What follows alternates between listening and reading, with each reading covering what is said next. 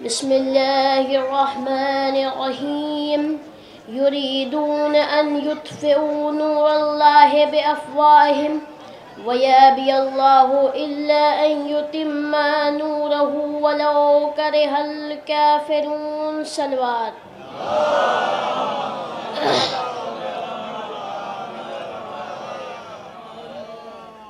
سورہ توبہ کی 32ویں آیت سرنامہ سخن قرار دینے کا شرف حاصل کیا ہے. خالق مطلق نے ارشاد فرمایا کہ اہل کفر و شرک یہ چاہتے ہیں کہ پھونکوں سے اللہ کے نور کو بجھا دے. اللہ تعالیٰ اپنے نور کو ضرور تمام کرے گا، اگرچہ کافروں کو برا ہی کیوں نہ معلوم ہو. دنیا ہست و بود کی سب سے بڑی حقیقت یہ ہے کہ نور جہاں بھی ہوگا وہاں اندھیرا نہیں آ سکتا، اجالا جہاں بھی ہوگا تاریکی وہاں نہیں آ سکتی، روشنی جہاں بھی ہوگی اندھیرا وہاں نہیں آ سکتا. اب آپ خود اندازہ لگا لیں کہ جس علاقے میں اللہ کا نور ہو اس علاقے میں شیطان کی ظلمت کیسے رہ سکتی ہے، اور جہاں نور اللہ موجود ہو وہاں ابلیس کی ظلمت کیسے ٹھہر سکتی ہے. صلوات.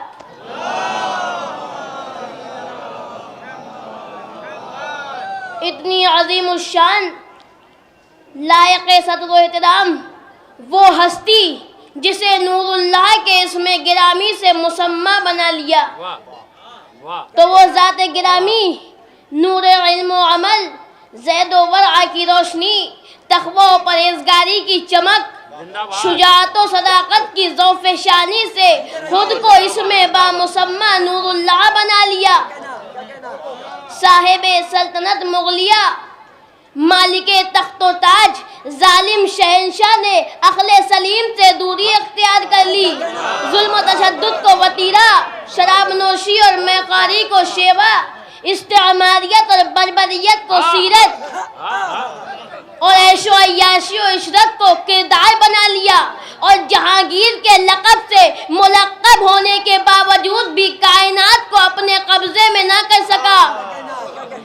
اور یہ عظیم المرتبہ شخصیت، مسافر راہ دین و شریعت، سفیر راہ ہدایت، مبلغ اسلام، صاحبان ایمان و یقین، عدل و انصاف، اخلاق و کردار سے بے غرض رہنمائی فرما کر، ہم آہنگیر شخصیت بن کر جنگل رشک چمن اور بیابان کو فخر گلستہ بنا دیا، دلوں میں گھر بس گیا. دنیا والوں کو آواز دی سنو، تلواروں سے جبرن سروں کو خم کرنا اور ہے، دلوں پر کردار کے ذریعے حکمرانی کرنا اور ہے، سروں کو جھکانا اور ہے، دلوں کو جھکانا اور ہے، وارث ہو کر بیٹا ہو کر دنیاوی تخت و تاج کا پا جانا اور ہے. دوسری قوم، دوسرے فرقے، دوسرے مکتب فکر، دوسرے مزاج کے افراد میں اکبر بادشاہ سے قاضی القضات کا منصب پانا اور ہے. شراب نوشی، میں گساری اور میں کشی کر کے، میخوار دنیا بنا کر، لا مذہب کر کے، بدمست بنا کے، حق کی روشنی سے کنارے کر کے، باطل کی غار میں ڈھکیل کر ہمیشہ ہمیشہ کے لیے جہنمی بنانا اور ہے. چہرے پر غازہ صوبائے ولایت مل کر، شراب عشق و ولا پلا کر، میں قدے غدیر سے بلغ کے جام میں ہے، میں ولایت پلا کر بدمست اور بے ہوش کو باہوش کر کے، حق کی روشنی میں، اللہ کی نور کی وادی میں جام کوثر کا مستحق بنا کر ہمیشہ ابر و آباد تک کے لیے جنسی بنانا اور ہے.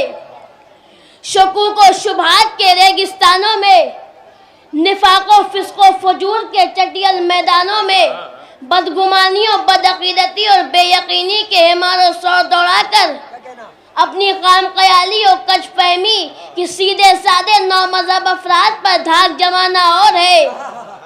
وادی یقین و ایمان میں ایقان و اعتماد میں فرض اصول و فروع کو مہمیز کر کے اطمینان قلبی کا مظاہرہ فرمانا، پرکار راستوں کو پائے ثبات کے آولوں سے سیراب کر کے گلستان و گلزار حق و صداقت بنانا اور ہے بظاہر مسلم بباطن مستسلم بن کر چرب زبانی کے ناپاک الفاظوں کو فقط گوشے سامع تک پہنچا کر عارضی خوشی کا اظہار کرنا اور ہے کامل مومن متقی و زاہد پیکر رشد و ہدایت چشم معرفت بحر عرفان بن کر ابطال باطل اور احقاق حق کے دلائل و براہین پیش فرما کر حیوان صفت انسانوں کو انسان، انسانوں کو مسلمان، مسلمانوں کو صاحب ایمان بنانا اور ہے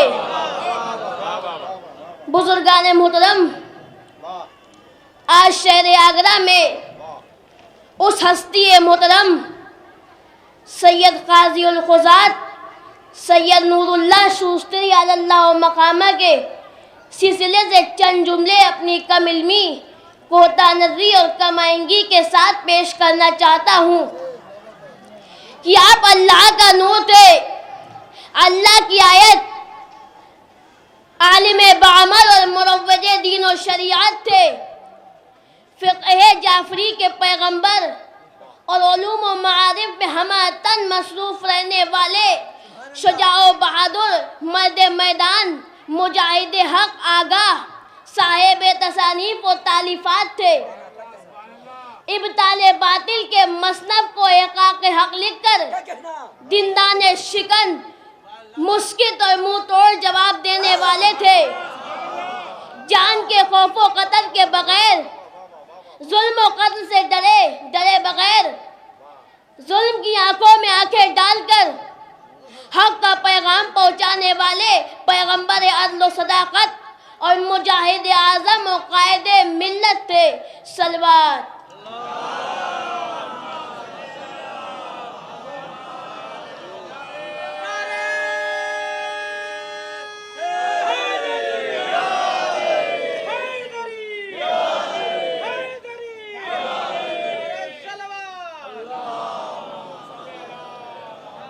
آپ کا نام نامی سید نور اللہ بن شریف بن نور اللہ، جو نور اللہ ہو وہ بلا جہاں بھی رہے، ظلمت و تاریکی وہاں کیسے آئے، اور شریف کا بیٹا ہو تو شرافت ہر جہت، ہر رخ، ہر پہلو سے کیوں نہ ہویدا ہو، اور نور اللہ کا پوتا ہو تو پھر کسی اندھیرے، تاریکی، ظلمت و تیرگی کا گزر ہی ممکن نہیں ہے۔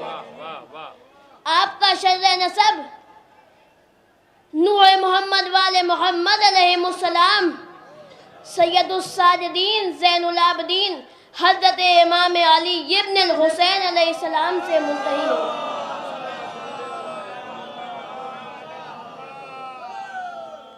یعنی سجدہ ہی سجدہ، عبادت ہی عبادت۔ مجالس المومنین آپ کی عظیم الشان تصنیف، جس میں مفکر اصل علامہ ضمیر اختر صاحب قبلہ نقوی کے قلم حقیقت رقم سے تحریر ہے۔ سید نور اللہ شوستری علی اللہ مقامہ کی ولادت باسعادت 956 ہجری بمطابق 1549 عیسوی بمقام شوستر ایران مرقوم ہے، اور شہادت 1019 ہجری بمطابق 1610 عیسوی سن مبارک 61 برس۔ قاضی صاحب کا شرع نسب امام چہارم حضرت امام زین العابدین علیہ السلام سے مربوط ہے۔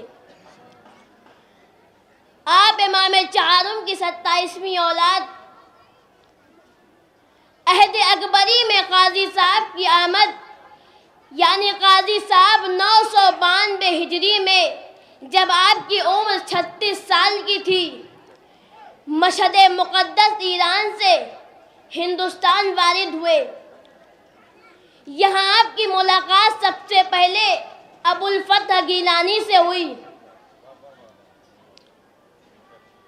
اس دور میں دربار اکبری میں علماء و فضلاء کا مجمع رہتا تھا، اور قاضی صاحب کے علم و کمال نے ان کو خوب چمکایا اور اکبر بادشاہ کے دربار میں آپ کو جگہ مل گئی۔ اس سن زمانے میں ایران میں صفوی خاندان کی حکومت تھی، جہاں آپ کو چین کی زندگی حاصل ہو سکتی تھی، لیکن آپ نے محض دین کی خاطر مغلیہ خاندان کے دارالحکومت اکبر الآباد آگرہ کو پسند فرمایا۔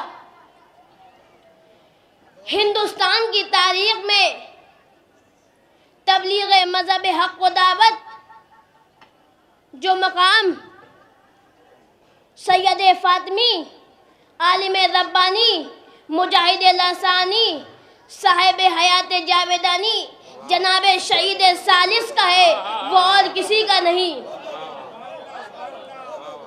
حکیم فتح گیلانی نے اکبر بادشاہ سے قاضی صاحب کا غائبانہ تعارف کرایا اور اکبر بادشاہ نے قاضی صاحب کو بلانے کی خواہش ظاہر کی۔ قاضی صاحب ہندوستان آئے۔ آپ کو معلوم تھا کہ ہندوستان آنے کی دعوت کیوں دی جا رہی ہے،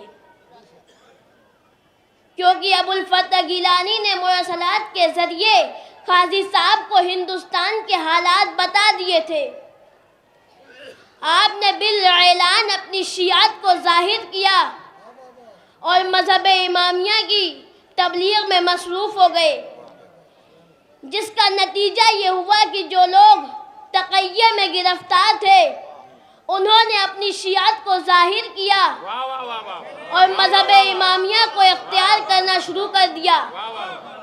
آپ کی کتاب مجالس المومنین کے مطالعے سے معلوم ہوتا ہے کہ ہندوستان کے مختلف مقامات مثلاً لاہور، کشمیر، دہلی، ملتانہ، سندھ میں جو لوگ حالت تقیہ میں گرفتار تھے وہ اعلانیہ نمایاں ہو گئے، اور ہمیں یہ کہنے میں کوئی پس و پیش نہیں ہے کہ آج ہندوستان میں جو کثیر تعداد شیعوں کی ہے یہ قاضی صاحب کا فیض روحانی ہے۔ اکبر بادشاہ کے دربار میں قاضی صاحب نے اپنے علم کا سکہ بٹھا دیا تھا۔ اکبر کو جب یہ اطلاع ملی کہ معین الدین قاضی ضعیف العمر ہونے کی وجہ سے صحیح کام کرنے سے معذور ہے، رشوت ستانی کا بازار گرم تھا جس سے رعیت عاجز تھی، لہذا اکبر نے لاہور پہنچ کر قاضی صاحب کو قاضی القضات مقرر کر دیا، اور کچھ ہی دنوں میں آپ کے عدل و انصاف اور حق پرستی کا ڈنکا بجنے لگا۔ ہر خاص و عام، مخالف و یا منافق، سب آپ کے فیصلے سے مطمئن رہتے تھے، اور اکبر بادشاہ بھی مطمئن تھا اور کوئی مداخلت نہیں کرتا تھا۔ کچھ عرصے کے بعد اکبر بادشاہ نے قاضی صاحب کو ذمہ دار بندوبست مقرر کر دیا، اور آپ نے اس اہم کام کو اس خوبی سے نبھایا کہ صفات تاریخ کو آپ کی مدحسرائی کرنی پڑی۔ اب وہ زمانہ آ گیا تھا کہ قاضی صاحب کے گروہ کے علماء و فضلاء دیگر سے جدا ہو چکے تھے، آپ اکیلے تھے، اور پورے ملک کی ہدایت تھی، اور متعصب اور خودغرض علماء کا مقابلہ اکبری دور کا آخری زمانہ تھا۔ رفتہ رفتہ وہ دن آ ہی گیا کہ اکبر نے انتقال فرمایا اور اس کا بیٹا سلیم تخت نشین ہوا، جس نے جہانگیر کا لقب اختیار کیا۔ بزرگان محترم، وہ سلیم نامی ہونے کے باوجود بھی سلامت نہ رہ سکا۔ اسلام کا بظاہر خواہاں تھا، مگر وہ شروع ہی سے عیش پسند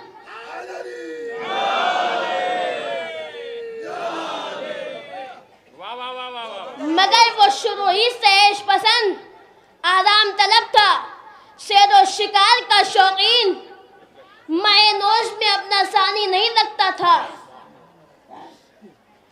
قاضی صاحب کا زمانہ اکبر کے انتقال کے بعد سلیم جہانگیر کے دربار کا رنگ الگ تھا۔ دربار اکبری کی ساری خوبیاں محو ہو چکی تھی۔ مملکت سے بے خبر نور جہاں کے عشق میں مبتلا تھا،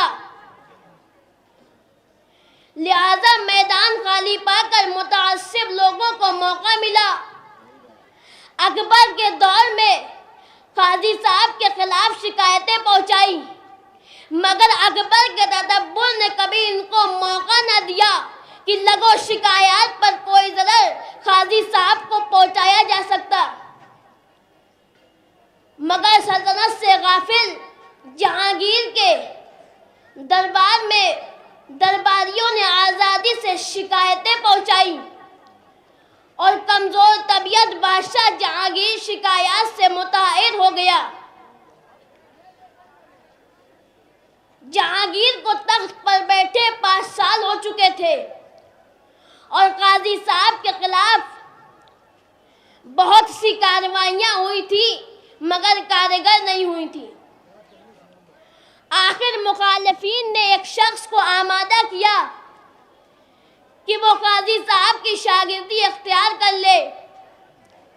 وہ شخص قاضی صاحب کے پاس آیا، اس نے اپنی شیعت کو ظاہر کیا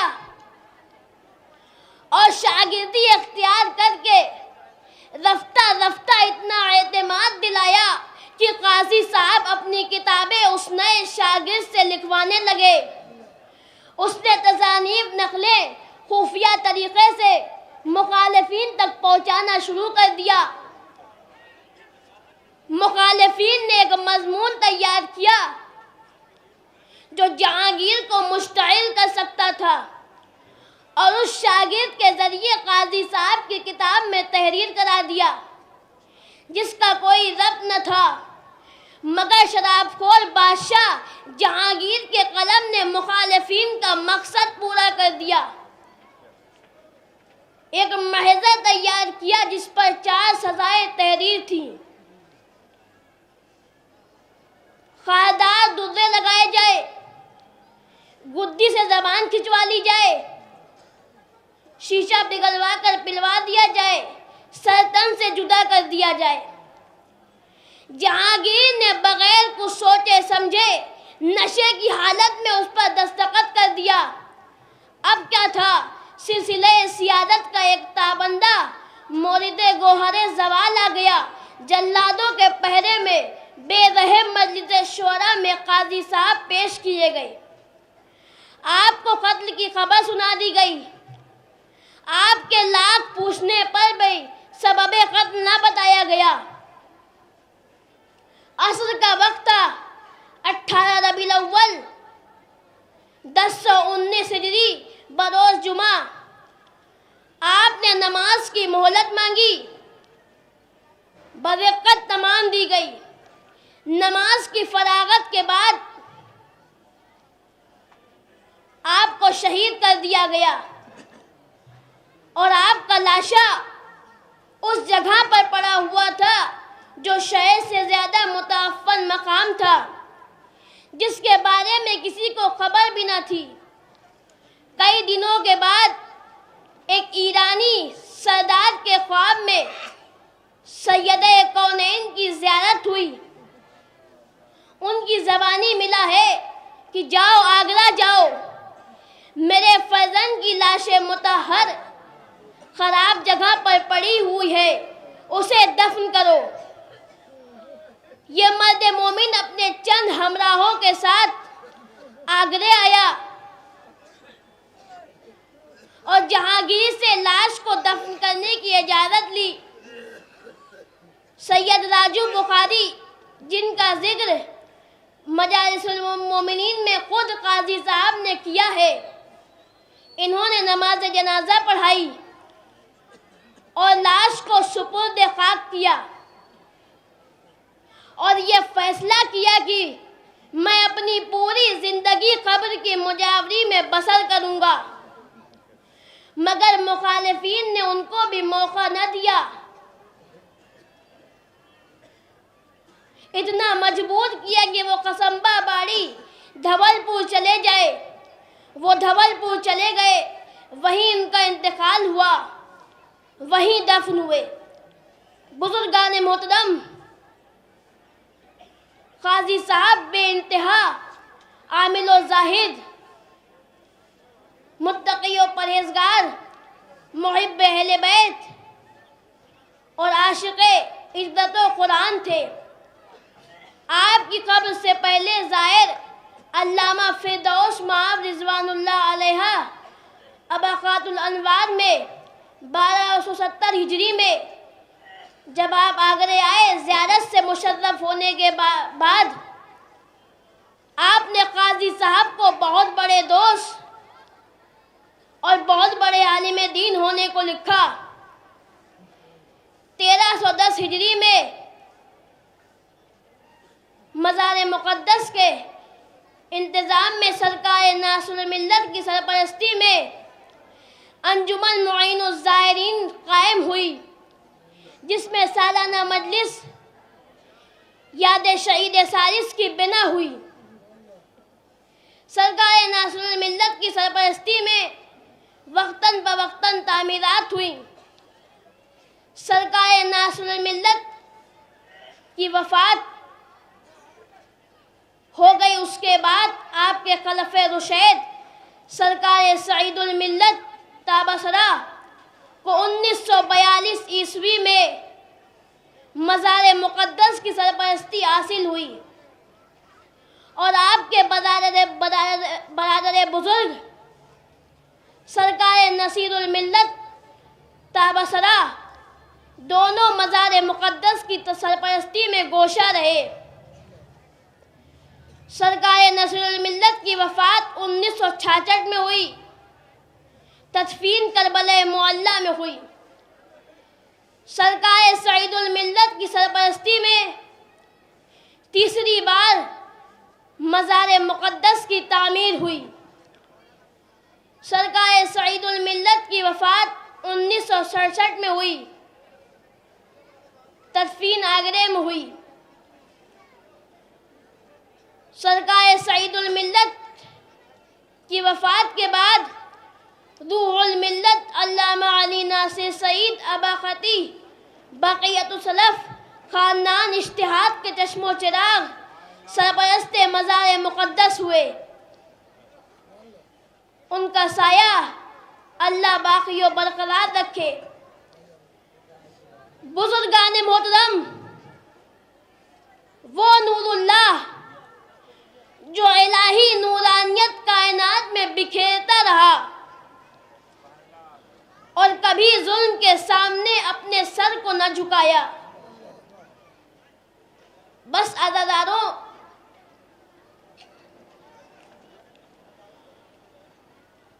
عصر کا وقت تھا، بہت مشکل سے آپ کو نماز کی مہلت دی گئی، مگر سب کو معلوم ہے کہ آپ نے نماز پڑھ لی۔ مگر ہائے کربلا کا میدان، امام حسین کی بے کسی، سجدے کی حالت میں شمر ملعون خنجر لیے ہوئے ضربے لگا رہا ہے۔ سبحان ربی الاعلیٰ و بحمدہ کی صدائیں بلند ہوئیں۔ ایک مرتبہ جناب زینب نے آواز دی، او عمر سعد، تو کھڑا دیکھ رہا ہے، میرا ماجایا 3 دن کا بھوکا پیاسا تہے تیغ کیا جا رہا ہے، ارجوکم اللہ۔ ایک مرتبہ شمر نے امام کے لبھائے مبارک پر حرکت دیکھی، وہ ملعون خود ناقل ہے، وہ سمجھا امام بد دعا کر رہے ہیں، لیکن جب کان دھر کے سنا تو امام کے لبوں پر دعا تھی، اے پروردگار، میں نے اپنا وعدہ پورا کیا، اب تو بھی اپنا وعدہ پورا فرما۔ وعدہ یہ تھا کہ جب امام حسین کی شہادت واقع ہو قطرے خون زمین کربلا پر ہو تو شیعوں کو معاف کر دینا۔ اللہ اللہ، امام نے تہے خنجر بھی ہم کو یاد رکھا اور اپنے بیٹے سید سجاد، اپنی خواہر جناب زینب، اپنی بیٹی جناب سکینہ سے آنے والے شیعوں کو سلام کہلوایا ہے۔ یہ آنسو آنسو نہیں، یہ عش نہیں، یہ سب کچھ امام کے سلام کا جواب ہے۔ یہ مجلس، یہ عزاداری، یہ نوحگانی، یہ سینہ زنی، سب کچھ امام کے سلام کا جواب ہے۔ بس عزاداروں، ایک مرتبہ شمر کا خنجر ضربوں کی صورت میں چلتا ہی رہا جب تک فقر اسماعیل کے سر و تن میں جدائی نہ ہوئی۔ ایک منادی نے ندا لی، الا قتل الحسین بکربلا، الا ذبح الحسین بکربلا کی صدائیں بلند ہوئی۔ ایک مرتبہ جناب زینب جناب سید سجاد کے خیمے میں آئیں، کہا بیٹا سید سجاد، یہ سیاہ آندیاں کیوں چل رہی ہے؟ یہ نہر فرات میں پانی کیوں اچھل رہا ہے؟ یہ سورج کو گہن کیوں لگا ہے؟ کہا پھوپھی اماں، ذرا خیمے کا پردہ ہٹائیے۔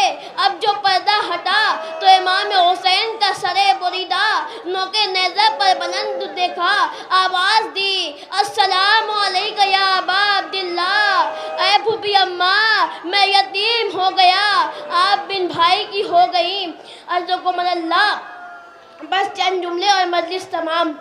قاضی صاحب کی لاش مطہر جب خراب جگہ پر پڑی ہوگی تو ان کی روح کربلا کا طواف کر رہی ہوگی۔ اے مولا، لاکھوں سلام، مولا اس غلام کی قربانی قبول فرمائیے۔ اے مولا، میں نے تو ظالموں سے بیعت بھی نہیں کیا، اے مولا میں نے تو تقیہ بھی نہیں کیا، اے مولا مگر میں تنہا شہید ہوا، میں نے کسی کا لاشا نہیں اٹھایا، میں 71 مرتبہ نہیں دوڑا، میں نے اپنے جوان بیٹے کے سینے سے نیزے کی انی نہیں نکالی، میں نے اپنے ششمائے کے گلے میں تیر سا شعبہ نہیں دیکھا، میں نے اپنے برابر کے بھائی کے کٹے ہوئے بازو نہیں دیکھے۔ عزکم اللہ، ایک مرتبہ جب قافلہ اسیر کر کے لے جایا جانے لگا تو امام سجاد کی نظر امام حسین کے بے گور و کفن لاشے پہ پڑی، چہرے کا رنگ بدل گیا۔ جناب زینب نے کہا، بیٹا سید سجاد، کیا تم بھی ساتھ چھوڑ دو گے؟ کہا پھوپھی اماں، جس کا جوان بیٹا موجود ہو اور اس کے باپ کا لاشا بے گور و کفن جلتی ہوئی ریتی پر پڑا ہو، اس بیٹے کا کیا